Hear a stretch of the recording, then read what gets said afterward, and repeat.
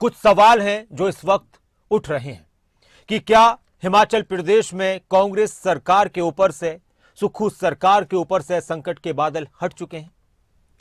कुर्सी तो बची है, लेकिन अब क्या होने वाला है हिमाचल की राजनीति में? आने वाले वक्त में मुख्यमंत्री सुखविंदर सिंह सुक्खू क्या कुछ करने वाले हैं, कांग्रेस पार्टी क्या कुछ करने वाली है?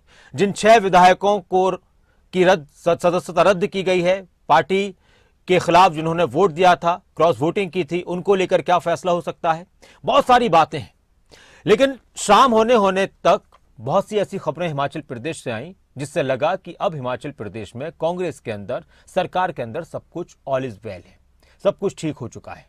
जो पर्यवेक्षक वो पहुंचे थे और उन्होंने सभी विधायकों से बातचीत की और ये कहा कि सब कुछ ठीक है, सारे मतभेद, मनभेद दूर कर दिए गए हैं और आने वाले वक्त में बेहतर तरीके से सरकार और संगठन में तालमेल रहे, इसके लिए कोऑर्डिनेशन कमेटी का गठन किया जाएगा। मुख्यमंत्री ये कह रहे हैं कि 5 साल कांग्रेस की सरकार रहेगी।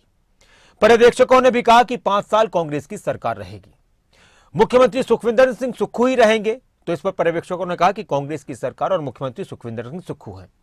लेकिन इसी के बीच जयराम ठाकुर बार बार ये कह रहे हैं कि यह सरकार चलने वाली नहीं है, आज नहीं तो कल गिर जाएगी।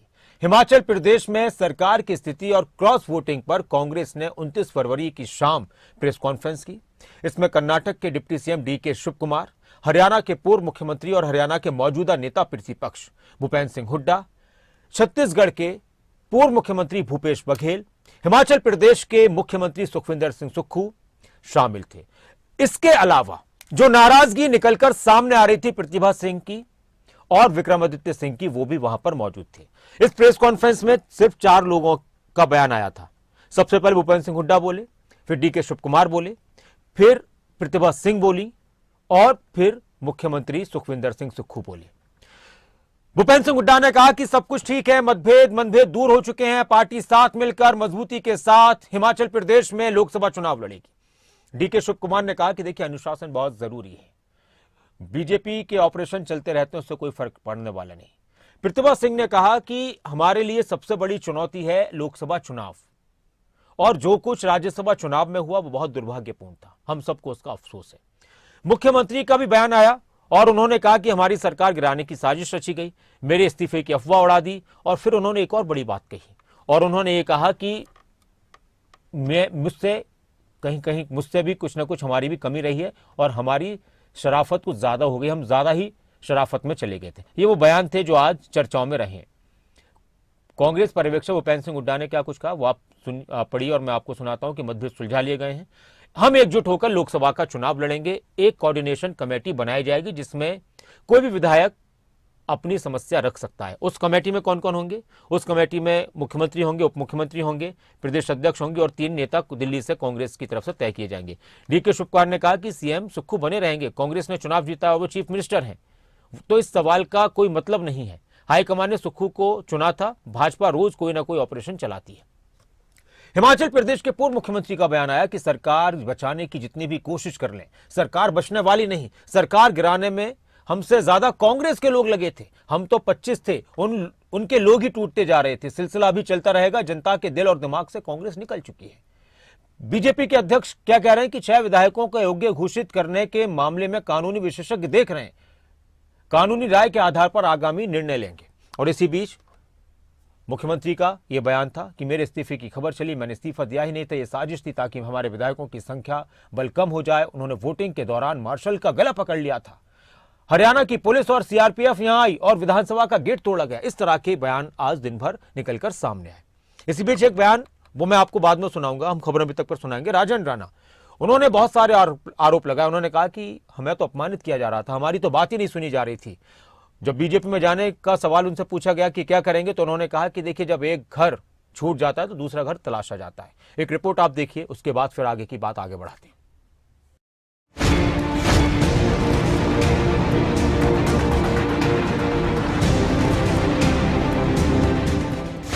सुक्खू की कुर्सी सेफ, सरकार भी बची। मानी प्रतिभा विक्रमादित्य सिंह का इस्तीफा भी वापस। सीएम सुक्खू की कुर्सी बची, आगे होगा क्या? क्या हिमाचल प्रदेश में फेल हो गया है ऑपरेशन लोटस? क्या हिमाचल प्रदेश में बीजेपी का ऑपरेशन लोटस तमाम कोशिशों के बाद भी फेल हो गया? क्या हिमाचल प्रदेश में सुक्खू सरकार पूरी तरह से बच गई है? फिलहाल इन तस्वीरों को देखकर तो यही कहा जा सकता है।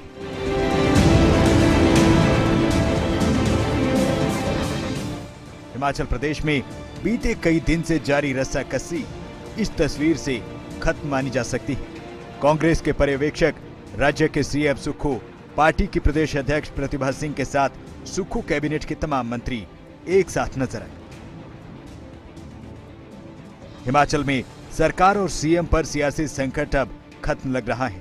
सरकार भी बच गई और सीएम सुक्खू की कुर्सी भी। निश्चित तौर पर हमारी सरकार हिमाचल प्रदेश में और 5 साल हम हिमाचल प्रदेश में हमारी सरकार चलेगी। आप लोगों की सरकार है, जनता की सरकार है ये, इसमें हम कोई दूसरी बात नहीं कहना चाहते। और मैं ये भारतीय जनता पार्टी के नेताओं को कहना चाहता हूँ कि जिस प्रकार की अच्छी राजनीति का परिचय वो दे रहे हैं, ना मेजोरिटी है ना वो कुछ है, और सरकार गिराने की कोशिश कर रहे हैं। ठीक है, वो इसलिए बनाने की बात की है क्योंकि जो मैंने डे 1 में कहा था, मैं शुरू में भी यही कह रही थी कि एक कोऑर्डिनेशन होनी चाहिए कांग्रेस पार्टी में और सरकार में।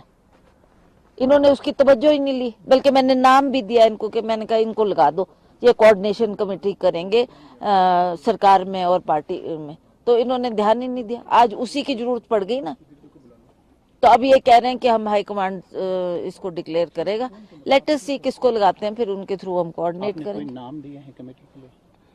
हमने तो नहीं दिया, इन्होंने कहा कि हम बताएंगे, फिर क्या बोलते हैं सीएम किसका नाम देते हैं, that is yet to be seen. Himachal की सुक्खू सरकार को बचाने के लिए कर्नाटक के deputy CM DK Shivakumar, Haryana के पूर्व सीएम भूपेंद्र सिंह हुड्डा का अहम रोल रहा है।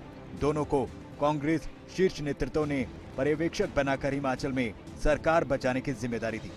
पार्टी के विधायकों से मिलकर कांग्रेस के पर्यवेक्षकों ने सारे मतभेदों को दूर किया। विधायकों के बीच सारे मतभेद सुलझा लिए गए हैं। कांग्रेस ने साफ कर दिया है कि मुख्यमंत्री सुक्खू ही रहेंगे। Well, all issues have been sorted out. We have worked out. We all are going, sitting there. We have heard. We are hearing all MLAs. Huda ji is speaking. Everybody is speaking. There is no problem in the government. आपस में सहमति बनाना, coordination करना, और ये भी फैसला हुआ है कि भाई कोई भी विधायक और ये अपना पीसीसी या जो हमारे पदाधिकारी हैं पीसीसी के, कोई भी पार्टी के बारे में अंदरूनी बात के लिए या सरकार के बारे में कोई प्रेस में नहीं जाएंगे। कांग्रेस के पर्यवेक्षकों ने सभी विधायकों से अकेले में बात की। कांग्रेस का फोकस अब लोकसभा चुनाव है। सरकार और पार्टी में मतभेद दूर करने के लिए कोऑर्डिनेटिंग कमेटी बनाई गई है। कोई भी विधायक या प्रदेश कांग्रेस कमेटी के पदाधिकारी भीतर की बातें मीडिया में नहीं करेंगे। कुल मिलाकर हिमाचल में सुक्खू सरकार से खतरे के बादल हट गए हैं। सरकार तो जैसे तैसे सेफ हो गई है, लेकिन क्या कांग्रेस में सब अंदर खाते सेट हो गया है? प्रतिभा सिंह के तेवर दिन से लेकर शाम तक बदले हैं। दिन में प्रतिभा वीरभद्र सिंह का नाम लेकर राज्य में कांग्रेस पर की गई मेहनत का जिक्र करती रही। शाम को सुक्खू के नेतृत्व वाली सरकार के साथ संगठन का तालमेल पर कमेटी पर बात होने लगी। मैंने आपको कहा ना कि हिमाचल प्रदेश की जनता की भावनाओं को ध्यान में रखते हुए हमने जो भी कदम उठाया, हम हिमाचल प्रदेश की जनता हमारे साथ जुड़ी है।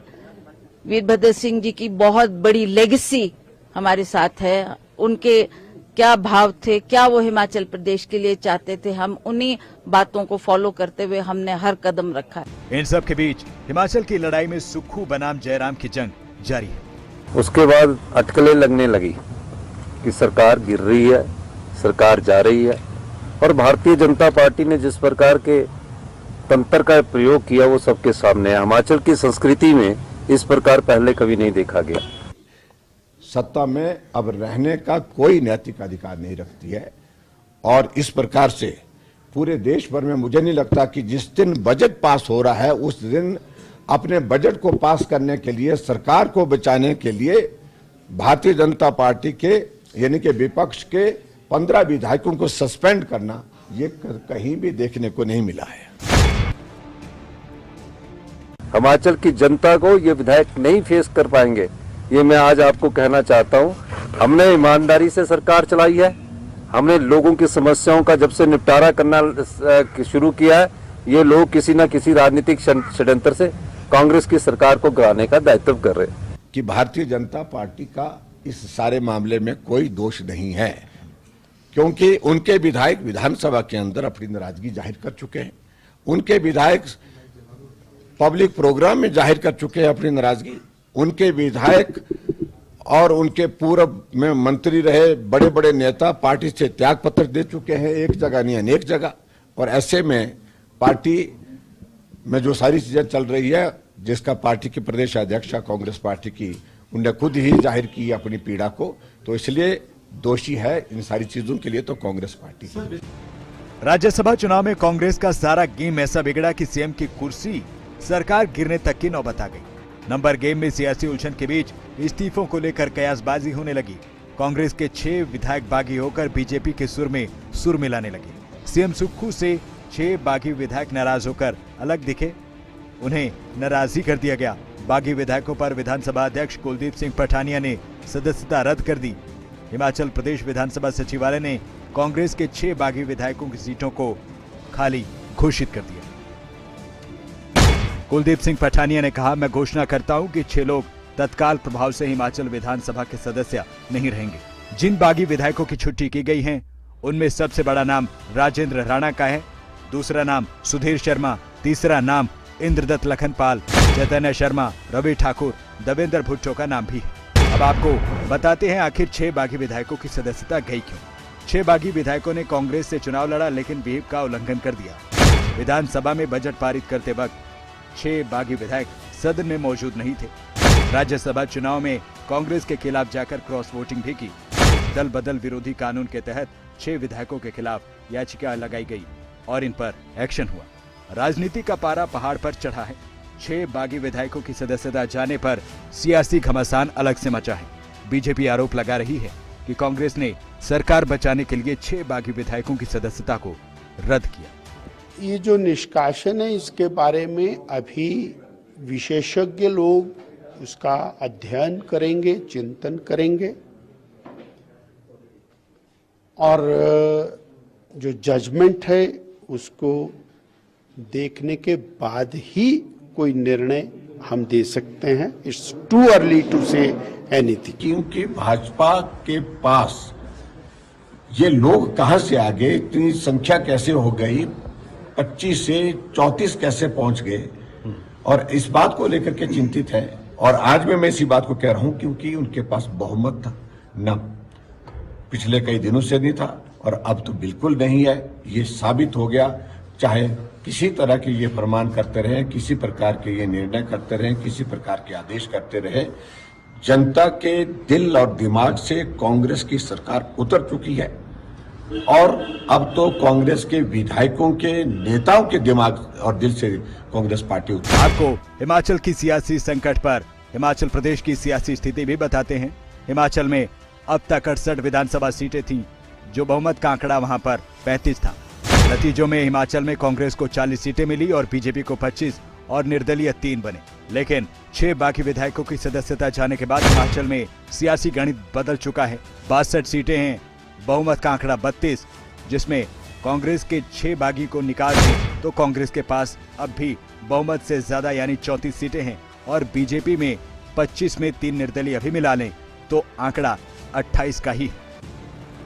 हिमाचल में अभी कांग्रेस दावा कर रही है कि सब कुछ ठीक ठाक है, जिसमें सरकार सेफ है, सीएम की कुर्सी सेफ है और अगर कुछ गया है तो 6 कांग्रेस के बागी विधायकों की सदस्यता। प्रदीप ठाकुर, शिमला, खबरें अभी तक।